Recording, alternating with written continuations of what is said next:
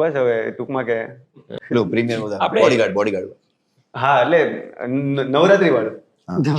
અરે ભાઈ કેવા એક્સપિરિયન્સ. શરૂઆતમાં અમે જયારે જતા ને એટલે મને ખાલી રીવા હોય ને એટલે ડર લાગે. બાકી અમને બધાને કોઈ ઝાપટું મારી દે ને તો કીધું કોઈ જોયું નથી ને તો કાંઈ નહીં, ચા પા પી લે, કોઈ કહેતા નહીં.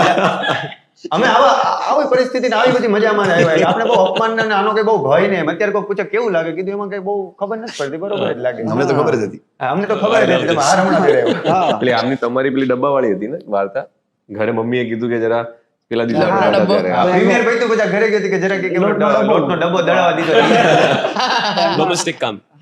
તો અમે નોરતામાં ગયા ને તો બહુ નોર્મલ સેટઅપ હતું. તો ત્યાં ગયા તો કે લાલાની ટીમ આવી ગઈ છે, આપણે બોલાવો લાલાની ટીમ ને અનાઉન્સમેન્ટ. રાજકોટ તમામ ગયા ને તો બાઉન્સર કે ક્યાં અમે બોલાવ્યા કોણે અમે તો અમારું નામ લે છે, અમે છીએ.